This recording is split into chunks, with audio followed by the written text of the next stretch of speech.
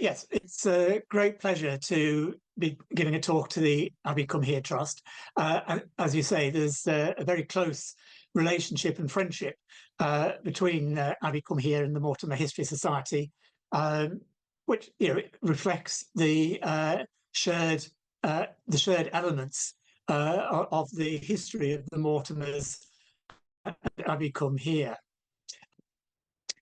I'm going to start by just talking a little bit about the importance of the Mortimer family of Wigmore, just to remind ourselves, and I know it's familiar ground for many people, but just to remind ourselves of the importance of the Mortimer family as the context for then looking at the 200-year struggle to control Malieneth, because in many ways it was that struggle, that conflict, that in many ways forged the family and created the springboard or the launch pad for their domination of affairs across England, Wales and Ireland in the 14th century.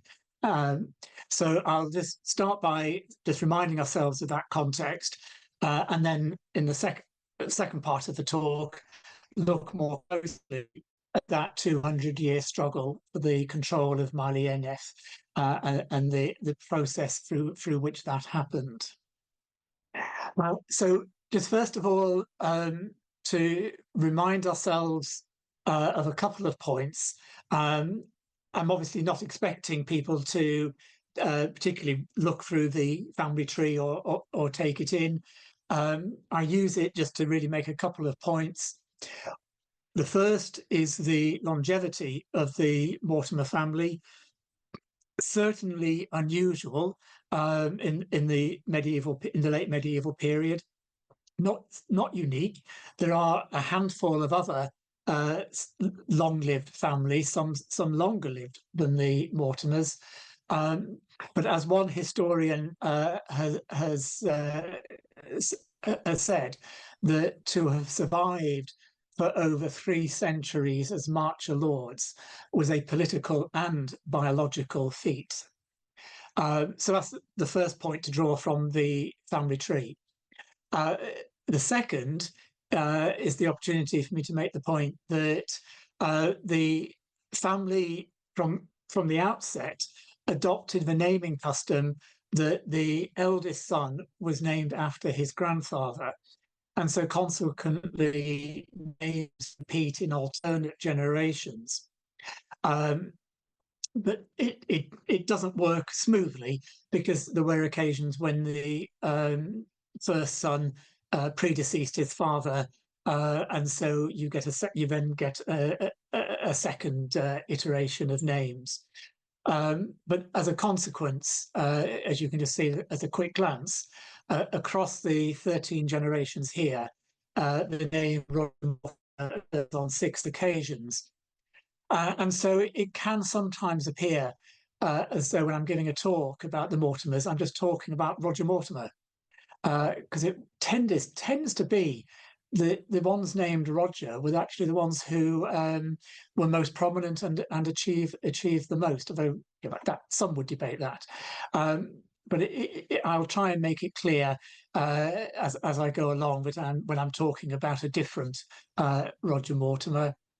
And the final point is on this slide is that recent thinking is that the first Roger Mortimer probably took his name from the Battle of Mortemer-en-Brie, where he was one of the commanders of the Norman army that defeated the French army invading Normandy. It's often be thought that he took his name from the castle that he held of Mortemer-sur-Erne, but they actually only held that for a very short time, and so much more, and it was confiscated from them, and so much more likely they took their name from a successful battle. The first Mortimer who was present, recorded as present in England, is Roger's son and heir, Ralph Mortimer.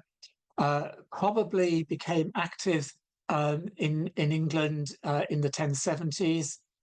Probably was too young to take part in the expedition and conquest of 1066, but begins to appear in the records in the 1070s when he is granted the lordship and castle of Wigmore in about 1075.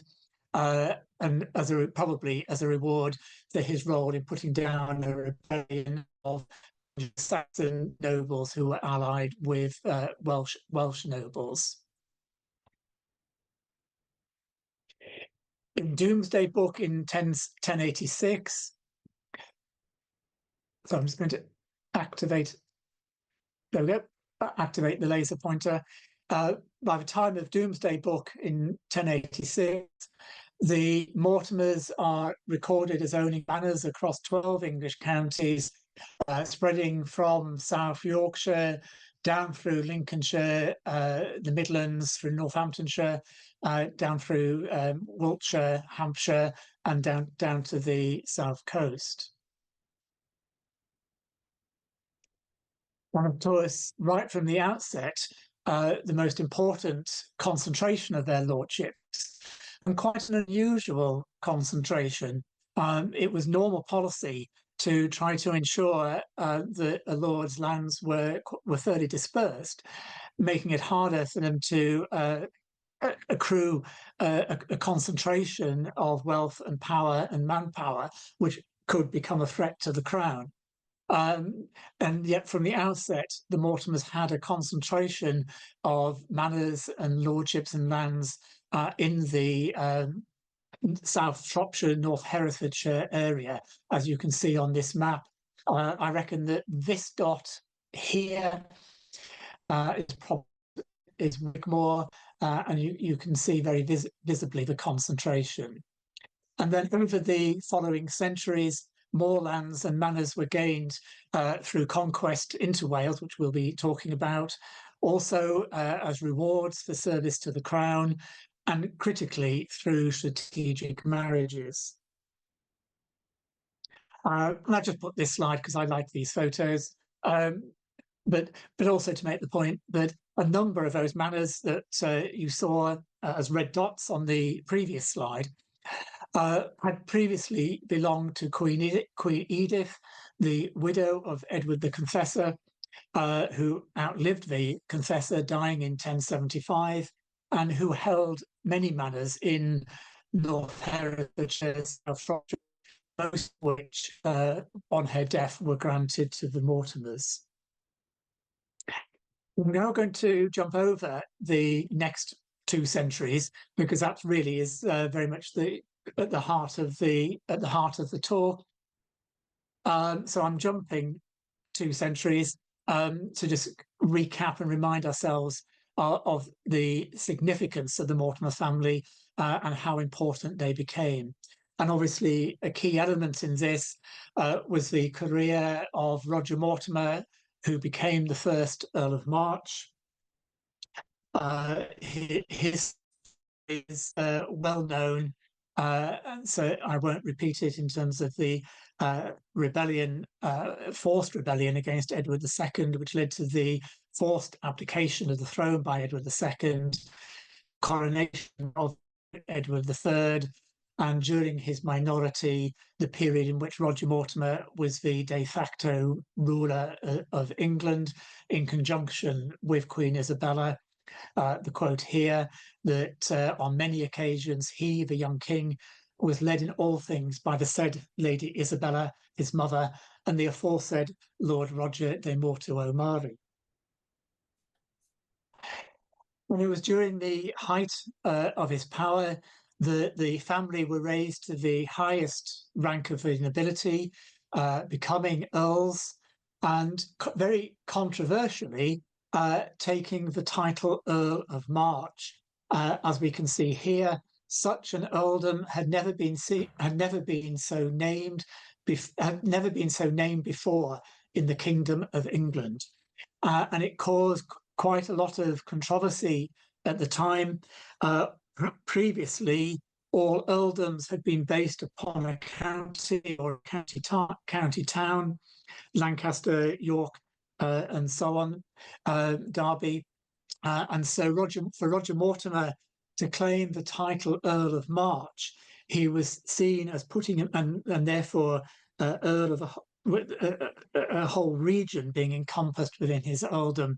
Then he was seen as putting himself above all the other nobility of the country.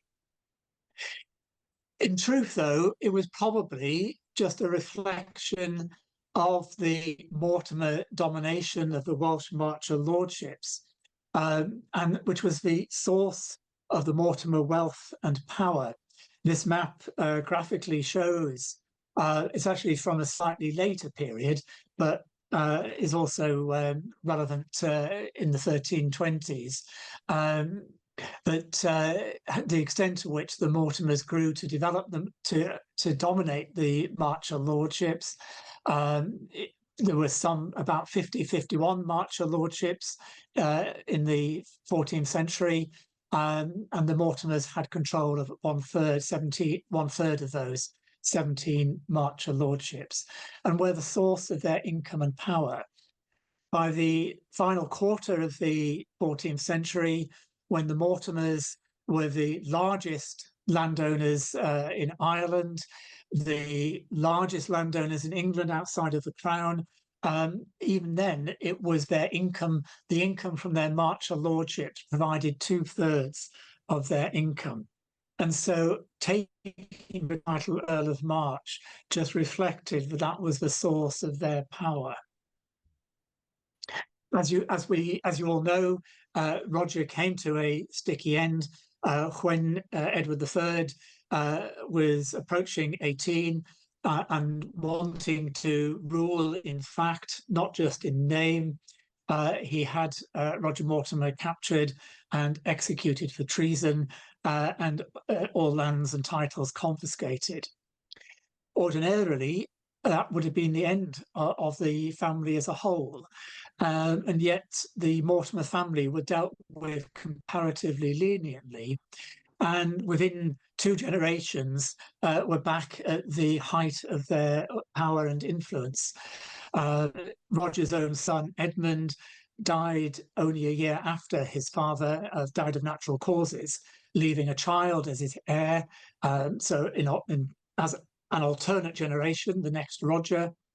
As that Roger grew to manhood, he became a close companion of the Black Prince, the heir to the throne, and of Edward III. And during his lifetime, all his lands and titles were restored to him. And shortly before his death, at a young age, he was given the honour of his eldest son and heir, Edmund Mortimer, being betrothed to the only child of Lionel, Duke of Clarence, the second surviving son of Edward III. And that was a marriage an betrothal that was very much at the instigation of the king. And when Edmund and Philippa were of an age, 10 years later, that marriage took place. And so the Mortimer family came into the line of succession to the throne.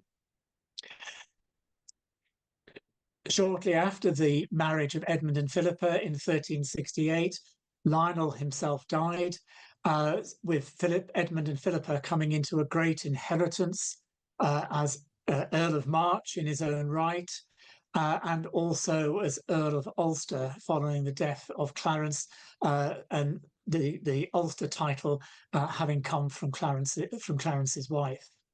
And so at this stage, they were now the 4th largest landholders in England, the largest in Ireland, and their sons in the line of succession to the throne.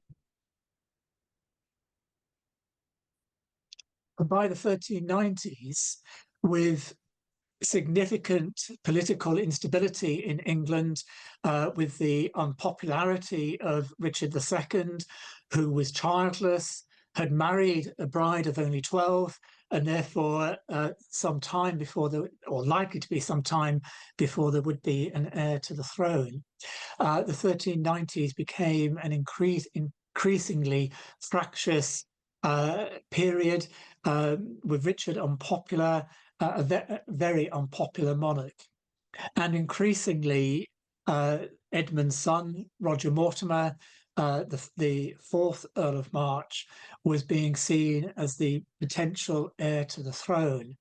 And certainly it was in this period that the Mortimers themselves began to burnish their claim to the throne, commissioning a family history to be compiled, which is now part of the manuscript that is manuscript 224, illustrated here, which is now in the library of the University of Chicago, with wonderful illustration, and which is there to provide both a textual and a visual emphasis on the importance of the marriage of the Mortimers to Gladys, earlier marriage to Gladys Thee, which also brought them the lineage of the princes of North Wales, because Gladys was a daughter of Llywelyn ab Iorwerth.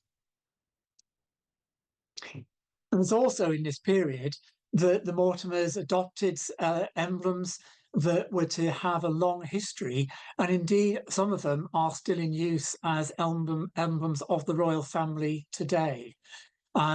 It was the second Earl who adopted the white rose of Mortimer. Note the white rose of Mortimer.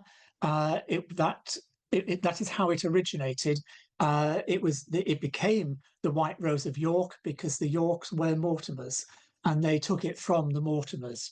But also the was adopted by the third Earl, and also the white lion of Mortimer, which is still in use today.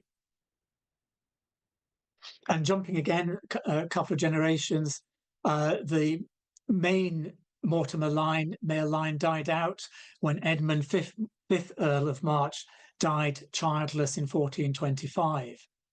His heir was a child at that point, Richard, Duke of York, his nephew, the only son of Edmund's sister, Anne Mortimer. And so Richard, Duke of York, inherited inherited on his father's side of the family, inherited the Duchy of York. But far more important to his fortunes was his Mortimer inheritance. The Duchy of York was always indebted and very little income, whereas it was the wealth of his Mortimer inheritance that enabled him to acquire the status in the country that his position determined, but also it was his inheritance of the Mortimer claim to the throne.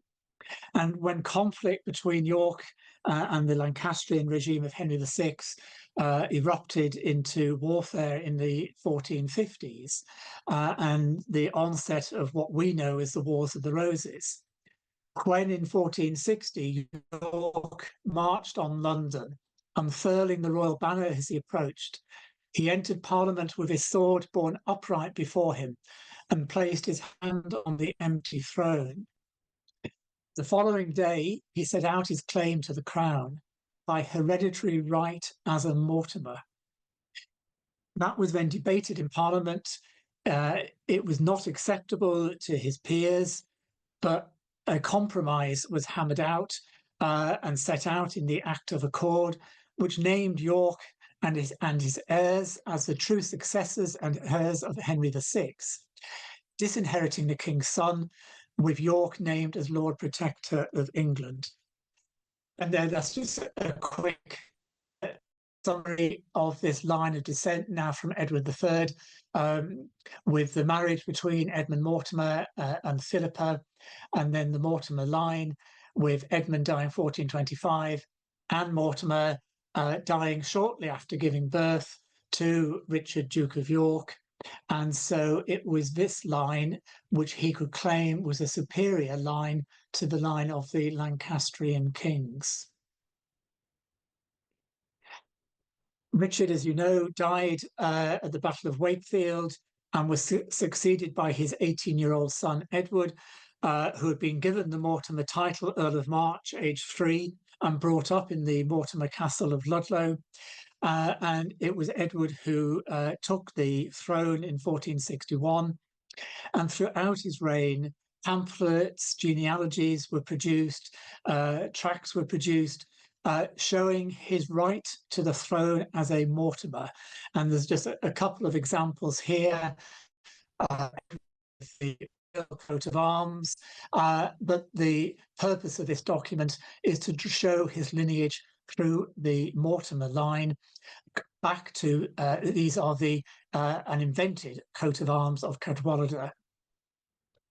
And then the Edward IV roll from the Chronicle of the History of the World from Creation to Woden, now in the Free Library of Philadelphia, graphically and visibly shows the importance of Edward's descent as a Mortimer. And you begin to see the various Mortimer symbols of the white line of Mortimer, black bull of Clare, and so on in the illustrating the poster. So as I sometimes sort of like to tease people, when it comes to the Wars of the Roses, to borrow a Sun headline after the 1992 election, it's the Mortimers what won it, not the House of York, but it was the Mortimers what won the Wars of the Roses. And indeed, even Henry Tudor was well aware of that, and Henry, after he defeated Richard III, then Henry did all that he could to wrap himself in that Mortimer lineage, not least marrying a Mortimer great-granddaughter, Elizabeth of York.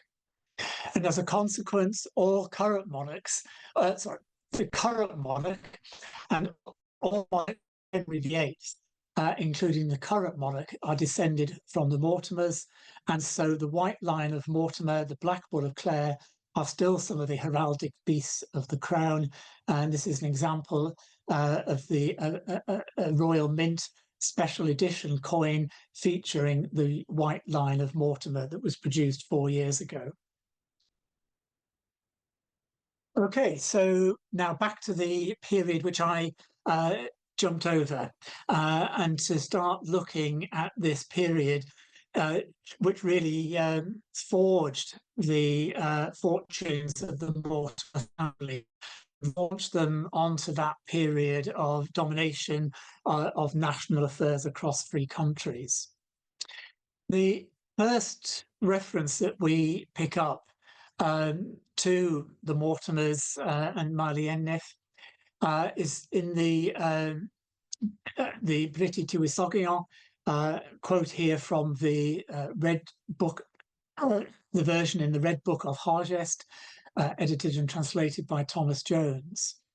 And the chronicle reads for Sub-anno 1144, in that year, Hugh Fitzranulph repaired the castle of Carmarthen, and a second time, that's my emphasis, second time, and a second time gained possession of Maelgyneth. And just to remind ourselves of the geography, you can see Wigmore here, the lordship of Wigmore, and this is the area that was known as Chrongwyar Hathren, which, as you know, literally translates as the lands between the Wye and the Severn. And again, I'm sure you're all very much familiar with that, very much maps onto the modern county of Radnorshire.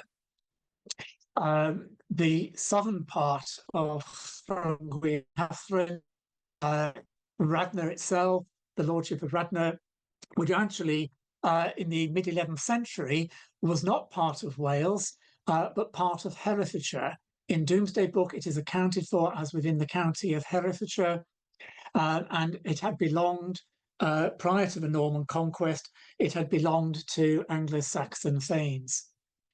But Radnor had been granted to the powerful de Brise family.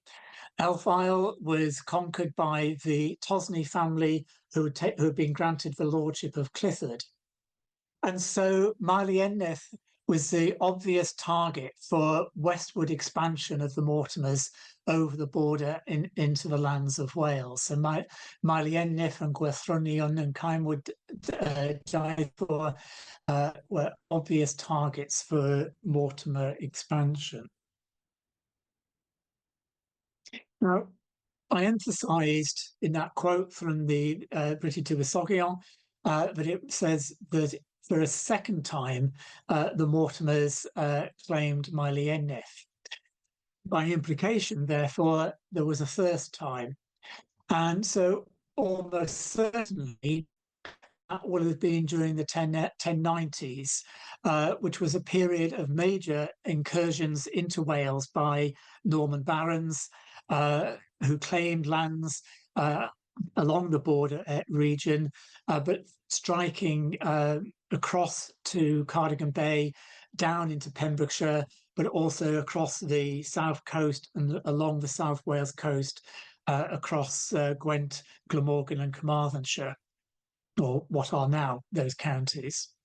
And so almost certainly it was in that period of Norman adventure and conquest that Ralph Mortimer claimed Malienneth, and would have first built Carmarthen and Dinafon castles.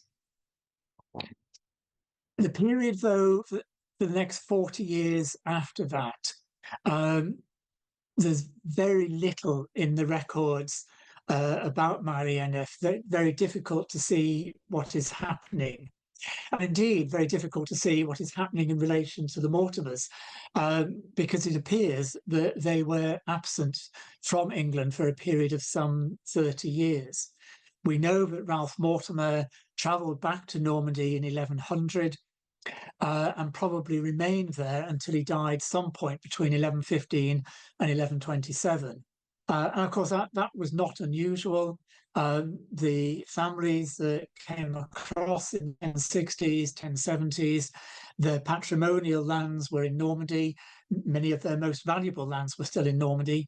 And so unlike nowadays, of course, we have to remember that the Normans were good Europeans, constantly going back and forth across the Channel. And quite a number of families had extended periods back in Normandy and absent from England. And so almost certainly during that period of Malienneth was regained by the native rulers of Llangwyar Hathryn. And certainly by the late 1130s, Madog ab Idneth of the ruling dynasty was in control of Malienneth and Elfile. So, as just recounted, we then are aware that in 1144, Hugh Mortimer gained possession of Malienneth and repaired Carmarthen Castle.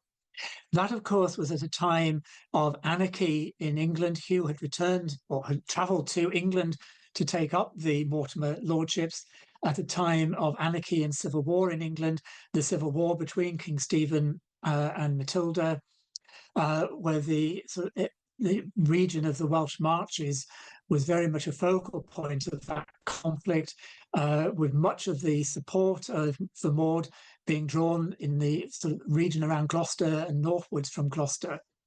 And indeed, Hugh Mortimer became increasingly isolated, becoming a commander of the forces loyal to King Stephen, but very much isolated within the region.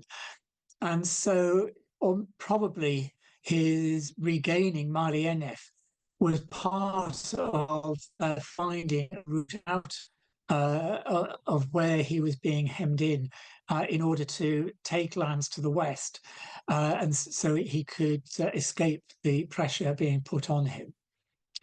But what we begin to pick up is that we begin to see the stirrings of a very bitter and lengthy personal feud between the Mortimer family and the ruling dynasty of Llongwy a Hathren. It's recorded again in the Brit that in 1146, Madog ab Idneth, Madog himself died in 1140. All his sons, I'll just come on to in a minute, were met an unfortunate end, and with Meredith being killed by Hugh Mortimer in 1146. 50 years of almost personal and bitter feuding and vengeance between the Mortimers and the ruling dynasty of Maeli Ennif and Llongwy a Hathren. By the 1150s, Cælchorsion ap Madog had almost certainly taken control of Maeli Ennif, with Cælchorsion ruling Maeli Ennif following the death of his father, and his brother Einion Cleith taking control of Elfyle. This is a family tree showing the ruling dynasty of Llongwy a Hathren, and so you see Madog here, Madog ab Idneth. It is sometimes referred to as the family of Elistyn Glothrith. But actually, and in fact, indeed, I think there is a society for descendants of Elistyn Glothrith, although actually there is no historical record of his existence. There are some genealogical references to him, but we begin to pick up the family with Idneth ap Cadogan, and then with Madog. As I said, all of Madog's children met a violent end. Howell and Cadogan were killed by the Norman lords of Clun in 1142. Meredith, as we've just said, was killed by Hugh Mortimer in 1146. Cælchorsion, as we'll come on to, was killed by Hugh's son Roger Mortimer, or the forces of Roger Mortimer. And Einion was killed by an unnamed Norman. So during the 1150s, going into the 1160s, Cælchorsion had established his rule of Maeli ruler of Elfyle. And Hugh Mortimer was unable to make any inway against them. One example is that in 1165, when Henry II had led an expedition army into North Wales, even though the brothers Cælchorsion and Einion had participated in the Welsh army fighting against Henry II, when Hugh Mortimer raided their lands, it was Hugh who was punished with a fine of 500 marks and a further fine of 100 marks for refusing to return the animals that he had seized. And during this period, the second increasingly adopted a policy that accepted and recognised the native Welsh rulers, provided that they in turn recognised and accepted his overlordship of Wales. During the first part of his long reign, Henry had thought to establish his power over the rulers of Wales. But in the second half of his reign, as he came under increasing pressure at home as a consequence of the Becket controversy, then peace in Wales became more important. And so, hence, he adopted the policy of working along with the Welsh rulers, and therefore frustrating the attempts of people like Hugh Mortimer to regain their lands in Wales. Prominent in that approach was in 1171, the Lord Rhys, the ruler of Deheubarth in southwest Wales, indeed was appointed Henry II's justiciar of South Wales. And in 1175, at the Council of Gloucester, Henry confirmed Cadwallon in his rule of Maelien, Einion in his rule of Elfile, with Cadwallon pledging 500 marks to the crown. And it's probably not a coincidence that with his power in Maelieneth formally recognised by the English crown, the following year, Cadwallon felt secure enough to found the Abbey of Cumhir. There's some references to an earlier foundation in 1143, but it's disputed whether there was an early, as people in this audience know far better than I do. There are far better historians of Cumhir than I am. The 1140 reference to an 1143 founding, I think, is most people would discount. And 1166 is the date of the founding of Abbey Cumhir, and certainly on the site on which it is now, it is now there. And the following year, Cadwallon's brother made transplants to the abbey. Almost certainly, Cadwallon will have done so, but his charter no longer exists.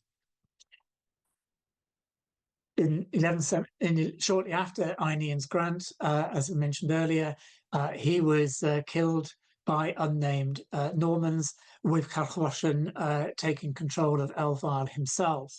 And there has been some speculation, informed speculation by historians, that Cadwallon may well have put the Normans up to killing his brother in order to grab his lands. And certainly Cadwallon himself at that period was recognised in some English sources as the king of Elfile.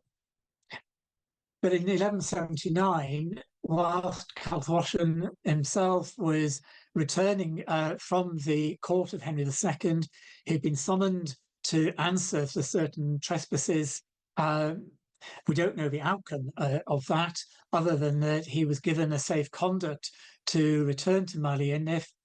But on his return, he was waylaid by the men of Roger Mortimer, the son and heir of Hume Mortimer, and Cadwallon was. Roger Mortimer, though, was punished for that. His men were executed by the crown, and Roger Mortimer was imprisoned for 3 years. And so Cadwallon's sons, Maelgwn and Hywel, inherited Maelieneth. To digress slightly, because there's interesting aspects to point out.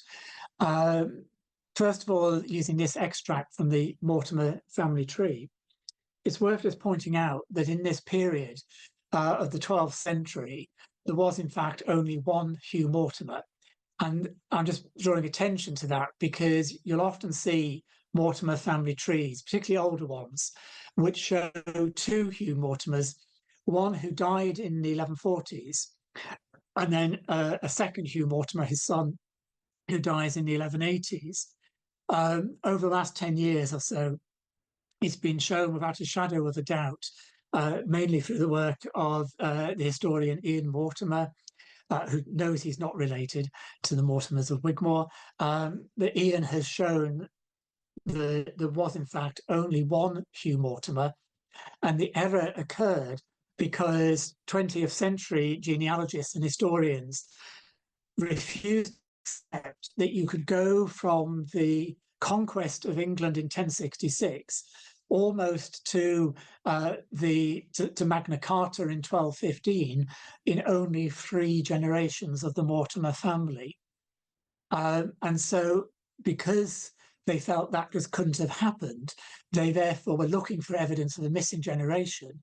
And because they were looking for evidence, they misread the evidence that was there, and therefore it created a false generation.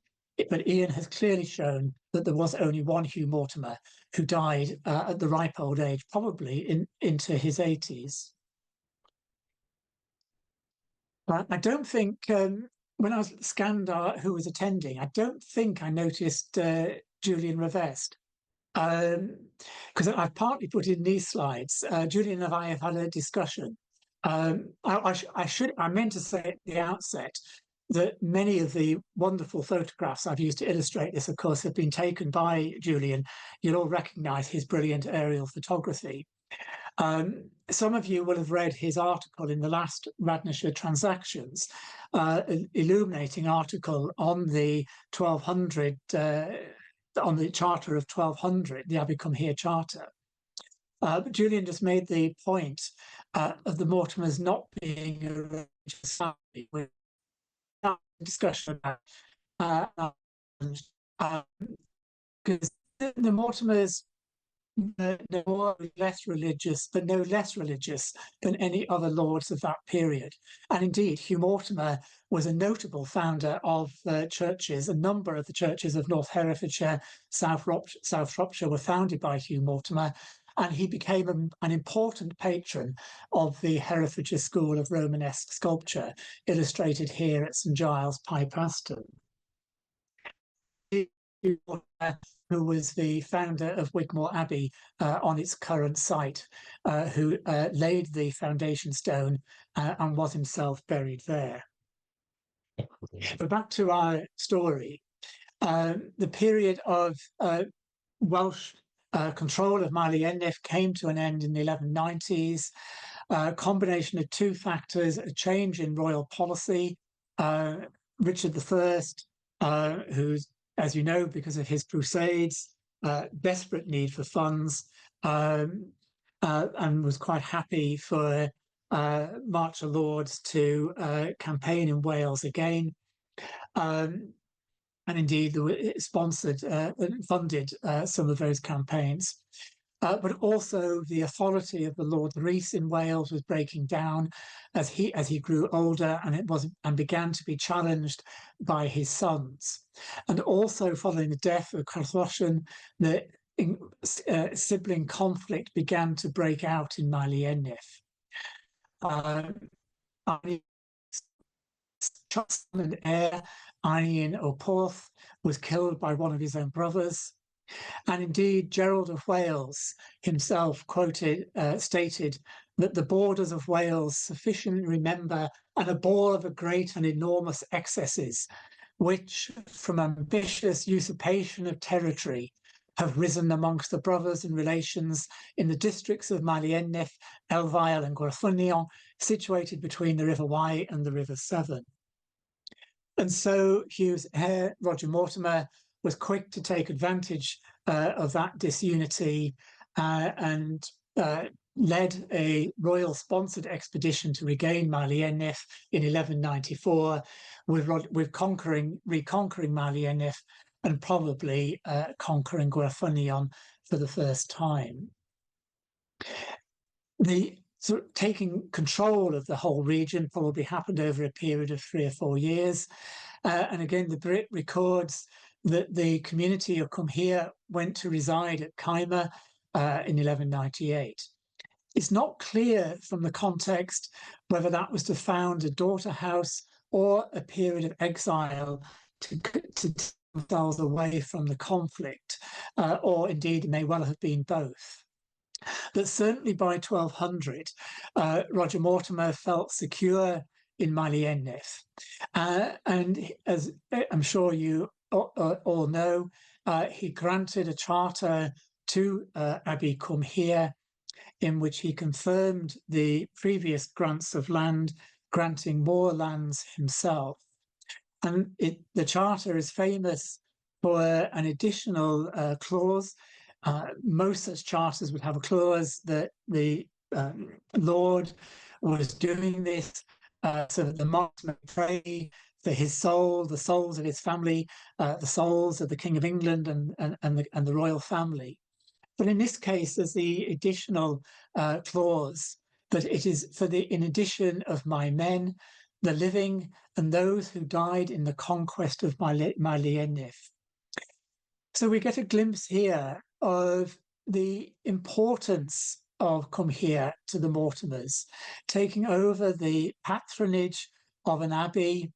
And Roger, I think you see here that with the turn of the century, feeling that Mortimer control of Malienef is now secure, and he's taken over the patronage of Cumhir, and the family is dominant.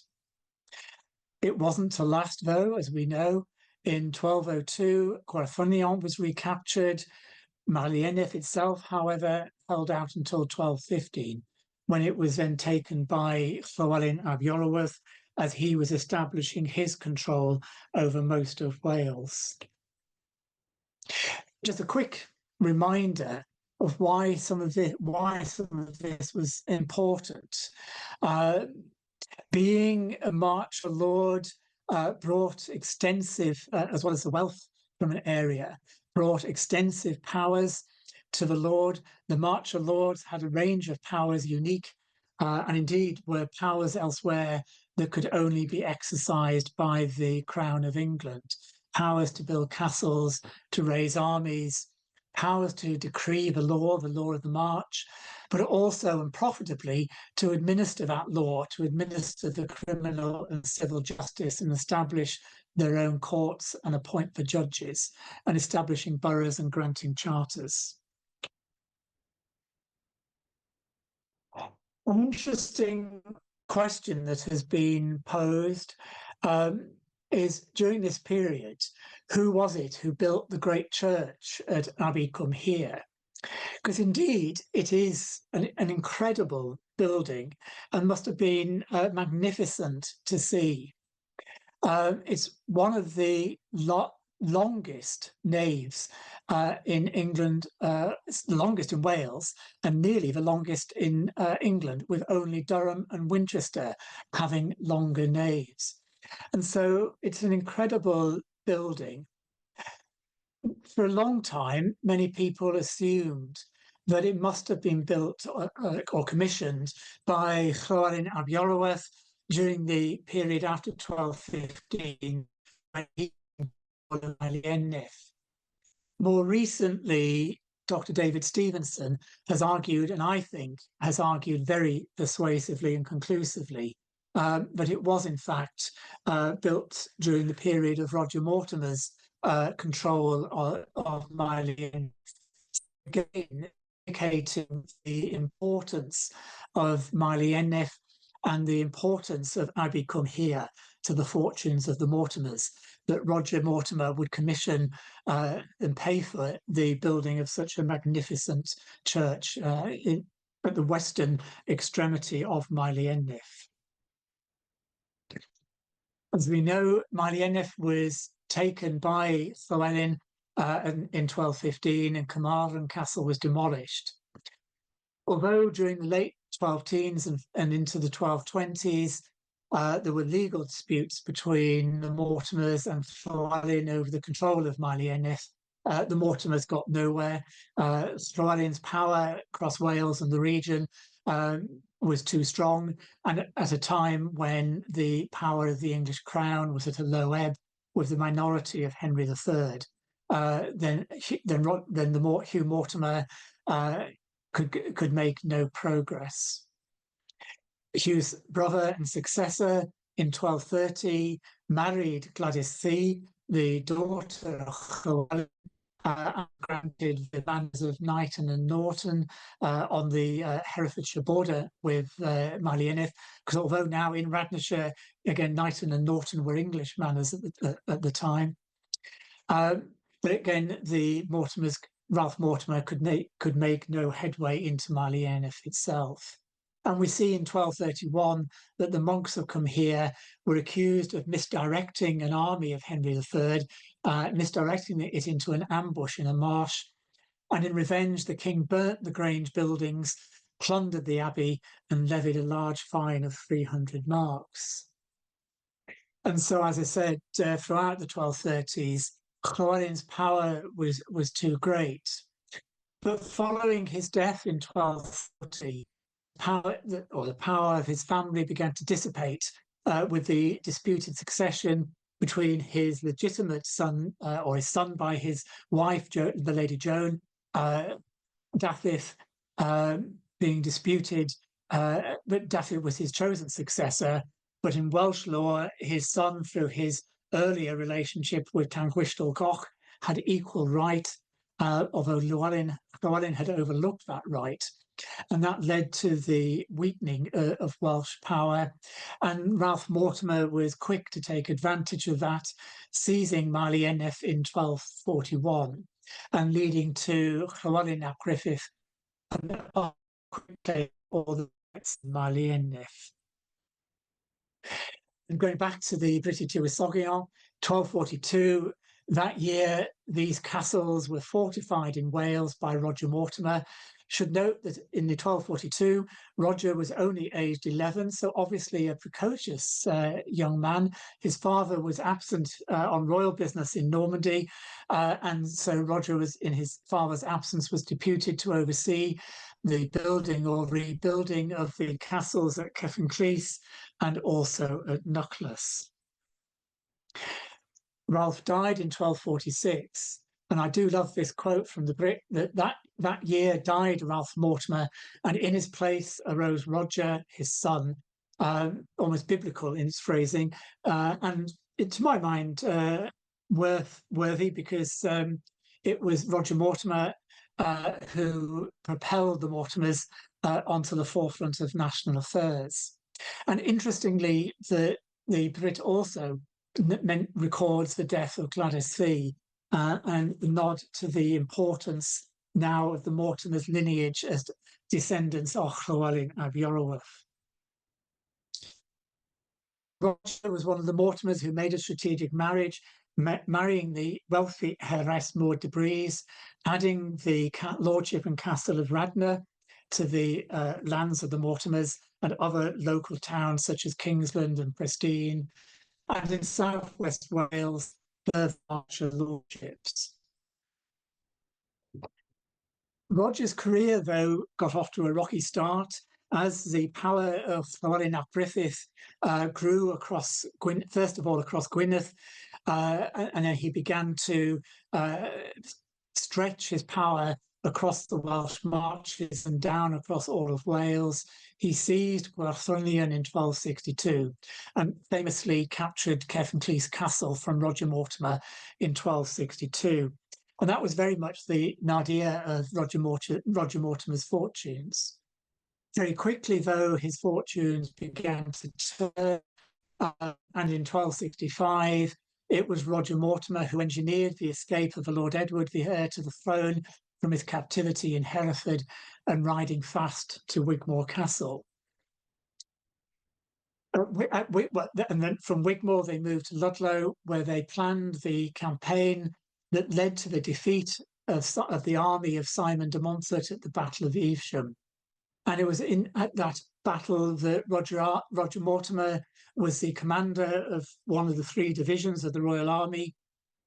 And indeed, we have records that recount that Roger was tasked with recruiting, in effect, a death squad of 12 people whose sole task was to strike into the heart of the baronial army with the sole purpose of killing Simon de Montfort. And it was indeed Roger Mortimer who dealt the blow that killed him. And from this period, Roger formed a close friendship with the Lord Edward, who became Edward I, marked by the fact that in 1270, when Edward went on crusade, Roger was one of the trustees of his lands and children, and as such becoming a co-regent of England when Henry III died, with Edward still on crusade and not returning for 2 years. And so in 1267, after the Battle of Evesham, we have an interesting juxtaposition with Roger's power on the rise, paralleled by the power of Llywelyn ap Griffith in Wales. And again, at a period of weakness of the English crown, Llywelyn was able to force the English crown into the Treaty of Montgomery at the height of his power, formally being recognised as the Prince of Wales. A treaty, though, that contains some ambiguous aspects, which led 10 years later to what I'm doing. One of those ambiguous aspects was in the land of Malienith, the nobleman Roger Mortimer shall be allowed to erect or to build a castle as he wishes. Let restitution of that castle and that land be made to Llywelyn if he claims a right therein and if it is adjudged to him. Roger, though, instead of repairing the castle at the northern end of the ridge at Cefn Cleese, built a new castle at the southern end, despite the protests of Llywelyn and despite Llywelyn protesting that the adjudication had not happened. His protest fell on deaf ears because it was during the period when Roger was one of the co-regents, and so Roger was beginning to gain the upper hand. As you know, when after Edward's coronation, relationships between Edward and Llywelyn ap Gruffydd broke down, leading to the first expedition, first campaign of Edward into Wales. Roger was the commander of one of the three royal armies, Edward leading the northern one, with Roger Mortimer and the Earl of Lincoln leading the army that struck into the central march, with Roger and Lincoln surrounding the castle of Dolthorwyn, which they seized at the end of a fortnight. And shortly afterwards, Roger Mortimer was rewarded with the lordships of Kerry and Kedwayne with Dolthorwyn Castle. And also as part of that process, Roger Mortimer completed the final conquest of Malienith, with Timboeth Castle on the western extremity being built shortly afterwards. So now by this point, Roger Mortimer was at the forefront of national affairs. Regionally was Lord of Whitmore, Lord of Malienith, Lord of Gwerthrynion, of Kerry and Kedwayne, of Radnor, and of Narberth in southwest Wales and parts of Haverford and St Clears.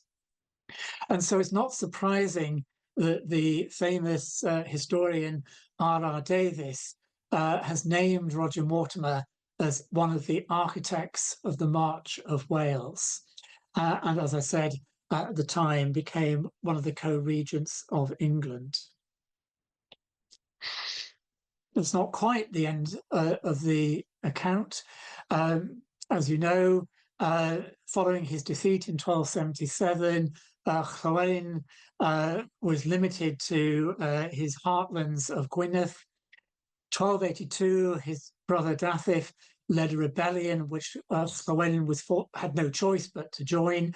But during that rebellion, Llywelyn brought an army into the central marches where he was lured into a trap, probably by the brothers Edmund and Roger Mortimer. Roger himself having died shortly before the campaign, and so his heir was his son, his younger son, Roger Mortimer, a capable soldier and administrator who had been given the lordship of Chirk, lured Llywelyn into a trap. But also active in that campaign against Llywelyn, as David Stevenson has demonstrated, were the Welsh of the Middle March, who much preferred to ally with their local marcher lords rather than a foreigner from the north, from Gwynedd.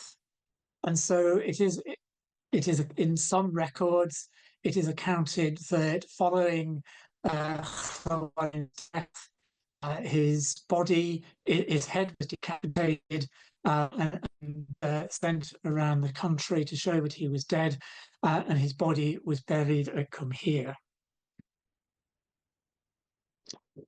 Just to pose an interesting question, why did the Mortimer conquest of Malienith take so long? We're talking a period of the 1090s to 1277, so 84 years. During that time, the Mortimers were only in control of Malienith for about 80 years. But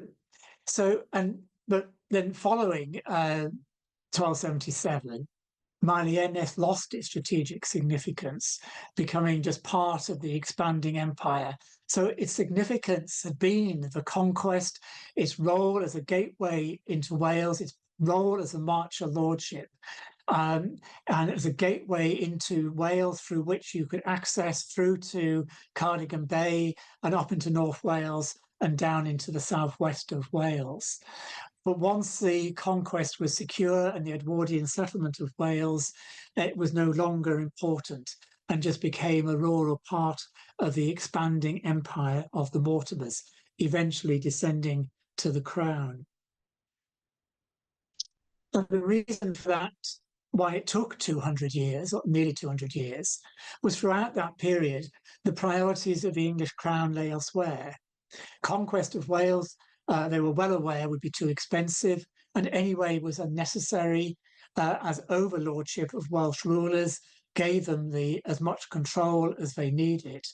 And the priority was to balance the power of Marcher Lord and Welsh Prince, ensuring that neither became too powerful. So Marcher Lords such as the Mortimers did not have the resources to sustain conquest in the upland areas, and therefore were constantly vulnerable to Welsh revival. Cwmhere itself, despite the size of that church built by Roger Mortimer, it was always outsized the community that was there. It was never a large or wealthy community, reflecting the Mortimer's expansion into national, international affairs, and therefore lack of interest in Maelai Ennis. Although Cwmhere remained under their patronage, it no longer grew. And in 1291, when it was assessed for taxation, only 4 monks were resident. And as I said, with the passing of the Mortimer inheritance to the Yorks, Cwmhere became crown property and becoming one of the first to be dissolved. So that's the end of my talk. Those of you who, for some reason, are not members of the Mortimer History Society, you are very welcome to join.